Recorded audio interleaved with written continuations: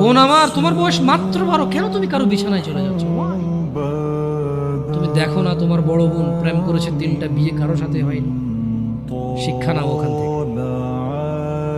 বোন আমার, তুমি দেখো না তোমার বোনের কি প্রবলেম। তার স্বামীটা আরেক মহিলার সাথে সময় কাটায়, তাকে সময় দেয় না। তুমি যে আরেকজন পুরুষের সাথে সময় দিচ্ছ, ওরও তো স্ত্রী আছে। তোমার বোনের ফ্যামিলির প্রবলেম তো তুমি যার সাথে সময় দাও তারও ফ্যামিলির প্রবলেম। যুবক ভাই আমার, তোমার বোনকে নিয়ে আর পারছো না। তোমার মন চাই তোমার দুলাভাইকে মারতে, বাইন্দা পিটাইতে। কেন? সে তোমার বোনকে কষ্ট দেয়, পরকিয়া করে তোমার বোনের উপর সন্দেহ করে, জুলুম করে। তুমিও তো কারো দুলাভাই, তুমিও তো আরেক মহিলার সাথে সময় কাটাও, তোমার বউকে সময় দাও, জুলুম। তোমার শালারও তো মন চায়, তোমার সম্বন্ধে শ্বশুরও তো মন চায় জামাই বা দুলাভাইয়ের পিটাই ধরে। কেন এভাবে বিচার করো না যুবক?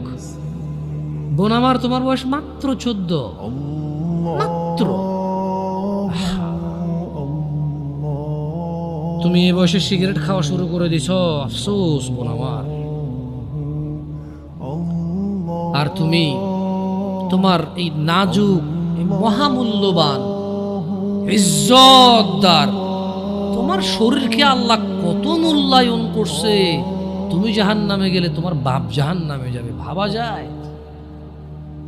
মানে তুমি তোমার বাপের কান, তুমি তোমার ভাইয়ের কান, তুমি তোমার স্বামীর কান, ওরা হলো মাথা। আচ্ছা, তুমি হলা মাথা, ওরা হলো কান। তুমি হলা মাথা, ওরা হলো কান। তোমাকে আল্লাহ কত মূল্য দিছে। কারো মাথার মধ্যে যদি কেউ বাড়ি দেও, কি বাঁচবে? বাঁচবে না। যত বড় ডাক্তার, কবিরাজ, যত উন্নত চিকিৎসায় নিয়ে যাক, যদি ওর মাথা ফেটে চৌচির করে দেয়, মস্তিষ্ক বেরিয়ে যায়, ওর বাঁচার চান্সেস কতটুকু আছে, কতক্ষণ আছে? তোমাকে, তোমার এই ছোট্ট 3.5 হাত বডিকে আল্লাহ কত ইজ্জত দিছে, কত সম্মান দিছে।